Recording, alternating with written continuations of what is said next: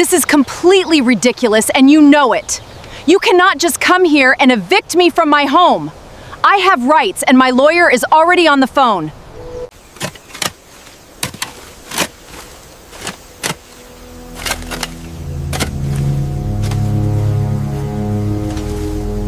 Dramatically, your only warning: get off my land. I bought 90 acres for silence, but that silence died the morning a drone hovered outside my bedroom window. By sundown, I'd caught 2 HOA wannabe enforcers digging through my woods, trying to frame me. They figured I was alone, easy to pressure, easy to push out. They were wrong. I'm a retired sheriff, and the sound of that shotgun racking in the dark was the last mercy they were ever going to get. When I first saw the old Mallister farm in northern Georgia, it didn't feel like a purchase. It felt like a rescue. After 20 years wearing a badge, dragging the same drunks out of the same ditches, I was hollowed out.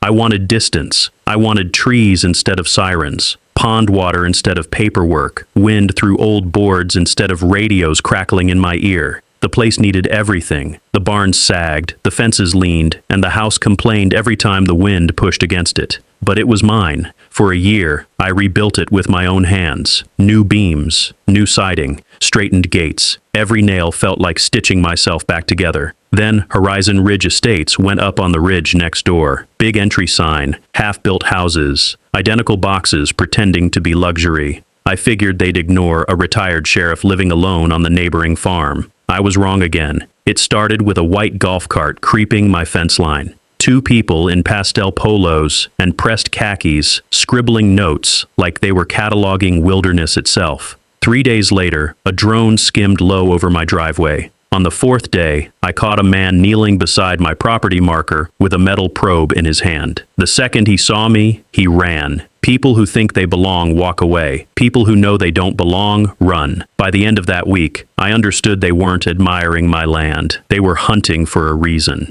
The first direct move came behind my barn. A man in tactical green with HOA security printed across his vest stood on my property with a camera in hand and a body cam on his chest. He claimed he was conducting a perimeter integrity assessment. I told him what he was really conducting was trespass. He backed out fast. The next morning, another one wandered into my barn filming serial numbers and tools like he was building a criminal case. He tried talking into a radio like he had authority. I leaned in and told him I'd spent 20 years wearing a real badge. He left shaking. Then Karen Whitlow arrived. Perfect hair, beige linen suit, designer sunglasses, clipboard held like scripture. She stepped out of a white SUV and handed me a document claiming Horizon Ridge had temporary perimeter jurisdiction over my property, signed by the sheriff's office. It was fake. I knew it the second I touched it. Old seal. Retired sheriff's signature. Cheap fraud dressed up as official power. Sheriff Larry Wells confirmed it in under 10 seconds. Karen didn't even have the sense to look embarrassed. She just got colder. Before leaving, she told me this wasn't over. Wells told me not to push too soon. If we grabbed the pawns, the people above them would disappear. So I kept my cameras rolling and waited. A week later, the drone came back, flying too low over the north pasture, wobbling like somebody had lost control. It clipped a branch and dropped straight into my pond. I pulled it out with a rake. That drone gave me everything. Inside was an SD card full of surveillance footage. My barn, my workshop, fuel cans, livestock pens, blind spots, entry points, even my kitchen window at night. This wasn't curiosity, it was reconnaissance. Then I found the file that explained all of it. Phase 2. Expansion preliminary. Roads, sewer lines, cul-de-sacs.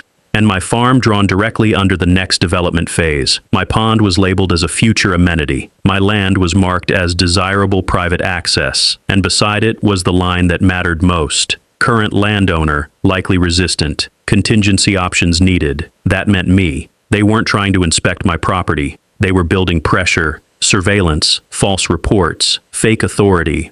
They wanted enough dirt, real or invented, to force a sale or trigger condemnation. The drone logs pointed back to one oversized house inside Horizon Ridge and to the spoiled son of Judge Gerald Marlowe. Justin Marlowe, mirrored sunglasses, expensive toys, no sense of consequence. 2 nights later, at 1:42 in the morning, I heard boots in the tree line north of the pond. I grabbed my shotgun and stepped into the cold. Metal clinked in the dark. Low voices. A shovel biting dirt. I moved through the trees and found two men in hoodies and headlamps digging a hole beside a black hazard-marked container. They were trying to bury contamination on my land. Enough poison in the soil and the state would come down on me with inspections, fines, and cleanup orders. That was the plan. Legal execution wearing an environmental mask. My trail cam above the clearing was already recording. I stepped out from behind a cedar, hit them with 1,200 lumens of flashlight, and racked the shotgun. That sound stopped both of them cold. My hounds came charging up behind me, growling low. One of the men blurted out that Karen told them it was harmless treated soil. The other begged to leave. I gave them one choice: run. They dropped the shovel. They left the drum. They left enough evidence to bury the whole operation. Then they tore through the underbrush toward Horizon Ridge, like rabbits outrunning fire. At sunrise, Wells came out. He saw the hole, the container, the footage, and the drone files. He said exactly what I already knew. This had crossed into felony sabotage. By noon, the county lab had the drum. By afternoon, my attorney had the expansion map. The next morning, 2 inspectors from Georgia Environmental Protection arrived because Horizon Ridge had already filed an anonymous complaint against me. I was ready for them. I handed them a 40-page environmental report, clean soil records, water tests, waste logs, and then I showed them the footage of the men trying to poison my land. Their whole posture changed. What began as an inspection turned into an investigation, and once the state started pulling the thread, the whole sweater came apart. The forged documents, the surveillance, the trespassers, the drone footage, the fake complaints, the development plan. Karen Whitlow was arrested on the clubhouse steps in front of her own residence. Forgery, criminal trespass by proxy, unlawful surveillance, attempted environmental tampering, conspiracy to commit real estate fraud. Then Justin Marlowe folded, fast. Turns out loyalty doesn't survive the sight of felony charges. 6 months later, Horizon Ridge was under state receivership. The developer paid damages. The judge's son got community service. Karen got exactly what she'd earned, and my farm stayed mine. I replaced the old front gate with reinforced steel and hung a sign where nobody could miss it. Private land, no HOA authority, protected. The funny thing is, silence came back after all of it. Real silence. Not the kind you buy, the kind you keep. And this time, it stayed.